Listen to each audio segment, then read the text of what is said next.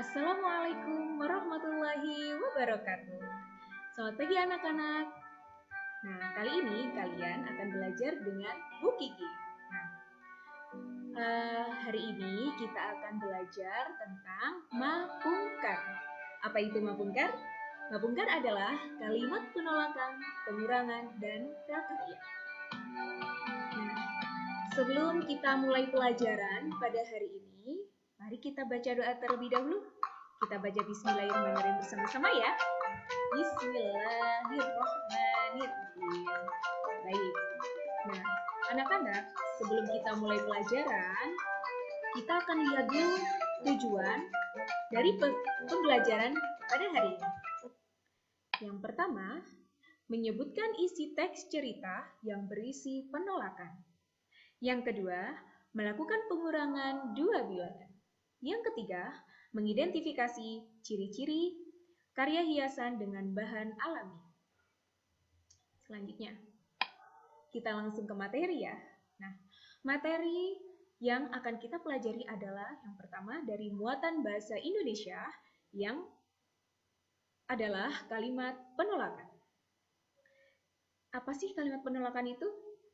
Kalimat penolakan adalah kalimat yang digunakan untuk menolak pendapat atau ajakan. Nah, di sini Bu Kiki juga punya contoh nih. Contoh kalimat penolakan yang kalian bisa praktekkan dalam kehidupan sehari-hari. Nah, di sini Bu Kiki punya dua contoh. Contoh yang pertama, tidak mau nanti air got menjadi tergenang dan bau. Nah, contoh yang pertama ini itu adalah contoh penolakan untuk membuang sampah ke got. Nah, kenapa kok tidak membuang sampah di got? Karena nanti kalau kita membuang sampah di got, maka got akan menjadi bau.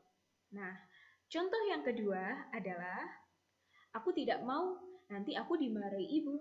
Nah, contoh yang kedua ini adalah misalkan kalian diajak teman kalian bermain, main layangan, main PlayStation atau main yang lain, tapi kalian tidak mau karena kalian takut dimarahi oleh mama kalian, ibu kalian, atau keluarga kalian yang lain. Nah, ini contoh yang kedua ini cocok dipakai untuk kalian yang menolak ajakan teman kalian.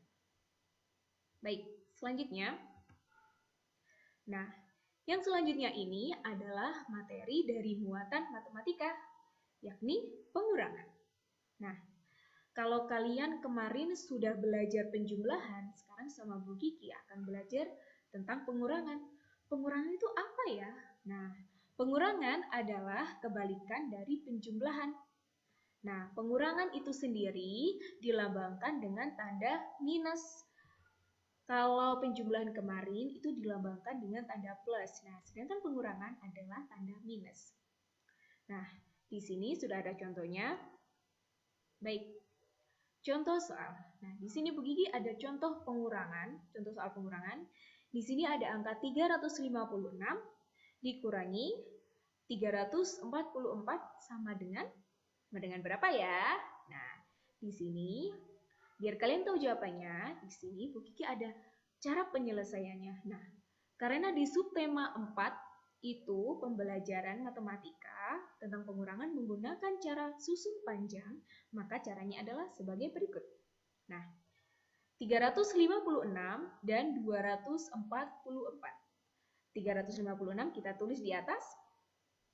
Nah, di sini kenapa Bu kok dibeda-bedakan? Biar kalian lebih paham. Nah, 356 kita pecah. 300 kita tulis 300 ditambah 50 ditambah 6. Karena, kenapa kok dipisah? Biar kalian tahu mana yang termasuk bilangan ratusan, puluhan, dan satuan. Nah, angka 300 di sini termasuk ratusan, 50 puluhan, dan 6 adalah satuan. Yang kedua, 244. 200 di sini, kita pecah ya, 200 di sini sebagai ratusan, 40 sebagai puluhan, dan 4 adalah sebagai satuan. Karena materinya adalah pengurangan, maka kita kurangi. Kita beri garis panjang, jangan lupa ada tanda minus di sebelah sini. Nah, kita kurangi. Nah, pengurangan, baik itu pengurangan atau penjumlahan, kita menghitungnya dari belakang terlebih dahulu. 6 dikurangi 4 sama dengan 2, 50 dikurangi 40 sama dengan 10, 300 dikurangi 200 sama dengan 100. Nah, kalau sudah seperti ini, kita gabungkan supaya tidak pecah lagi angkanya. Nah, di sini kita gabung sama dengan 112. Jadi 112 itu adalah dari 3 angka yang sudah dipecah ini. Dari angka 100 ditambah 10 ditambah 2 sama dengan 112. Jadi 356 dikurangi 344 sama dengan 112. Paham ya? Pasti paham. Selanjutnya, materi yang akan kita pelajari terakhir, ini dari muatan SBDP. Nah, materi SBDP yang akan Bu Kiki sampaikan adalah tentang bahan-bahan yang digunakan untuk membuat prakarya. Nah, di sini ada 2 bahan. Ada bahan alam dan bahan buatan. Nah, kalian tahu nggak apa bedanya bahan alam dan bahan buatan? Nah, kalau bahan alam adalah bahan yang sudah terbuat dari alam. Jadi tidak ada campur tangan manusia. Kalau bahan buatan adalah bahan yang dibuat oleh tangan manusia. Contohnya apa ya kira-kira bahan alam? Ada yang tahu nggak? Pasti tahu dong anak-anak. Coba sebutkan contoh bahan alam yang digunakan untuk membuat prakarya selain yang dicontohkan Bu Kiki yang ada di sini.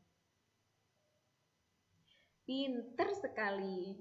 Nah, di sini Bu Kiki ada contoh nih bahan alam yang dapat digunakan untuk membuat karya. Yang pertama ada daun, bisa daun kering atau daun yang masih basah ya, masih hijau seger. Dan ini ada biji-bijian, bisa biji jagung, beras, kacang hijau, kacang tanah. Itu bisa digunakan untuk membuat karya, kolase atau yang lainnya. Dan ini ada kerang. Ingat ya, bukan kerang isinya, tapi cangkang kerangnya yang dibuat untuk membuat kerajinan. Nah, ini adalah contoh bahan alam yang dapat kita gunakan untuk membuat karya. Selanjutnya adalah bahan buatan. Nah, bahan buatan yang Bu Kiki sudah sampaikan tadi, bahan buatan adalah bahan yang terbuat dari hasil kerja manusia atau tangan manusia, campur tangan manusia. Nah, contohnya ada kertas, pita, dan plastik. Kertas ini bisa digunakan kayak koran itu kan nanti korannya dibasahi, direndam pakai air, terus dikeringkan, akan menjadi bubur kertas. Terus bubur kertasnya itu ketika kering bisa digunakan untuk entah itu patung atau yang lainnya. Nah, kedua pita ini bisa buat hiasan kayak di pot, di tali, pita di tali. Nah, itu bisa. Kemudian plastik di sini bisa dibuat sebagai bunga dari plastik atau benda-benda yang lain. Nah, sekarang Bu Kiki ingin tahu nih, coba kalian sekarang bikin buat satu contoh aja, sebutkan satu contoh bahan buatan yang dapat digunakan untuk membuat kerajinan. Apa ayo? Wah, pinter sekali ya. Alhamdulillah anak-anak sudah paham ya. Nah, selanjutnya, di sini Bu Kiki punya soal nih untuk kalian kerjakan tentang materi yang sudah kita pelajari hari ini. Nah, di sini supaya kalian bisa mengerjakan soal, kalian bisa men-scan barcode soal yang ada di sini, atau bisa juga kalian klik link yang sudah ada di sini. Nanti kalian ketik di Google, kalian ketik linknya, tulis linknya seperti ini, terus kalian masuk ke linknya dan mengerjakan. Selanjutnya, sebelum Bu Kiki akhiri, Bu Kiki akan membacakan kesimpulan yang sudah kita pelajari hari ini. Yang pertama, mengucapkan kalimat penolakan harus dengan kalimat yang sopan, tidak boleh dengan kata yang kasar. Yang kedua, tanda pengurangan bisa ditulis dengan lambang minus, bukan tanda plus ya. Yang ketiga, prakarya bisa dibuat dari bahan alam dan bahan buatan. Selanjutnya, pesan moral. Di sini Bu Kiki punya pesan untuk kalian semua. Pesannya adalah manjada wajada, yang artinya siapa yang bersungguh-sungguh pasti akan mendapat. Jadi kalau kalian belajar dengan rajin, sungguh-sungguh, insya Allah akan mendapatkan nilai yang kalian inginkan. Bisa dapat peringkat 1, bisa dapat juara kelas, atau yang lainnya. Dan yang kedua, tetaplah belajar supaya cita-cita kalian tergapai dan jangan pernah putus asa. Nah, sekian pelajaran pagi hari ini bersama Bu Kiki. Bu Kiki minta maaf apabila ada kekurangan. Tetap semangat belajarnya walaupun masih dalam keadaan belajar daring. Tetap semangat, jangan pernah putus asa. Wassalamualaikum warahmatullahi wabarakatuh. Sampai jumpa.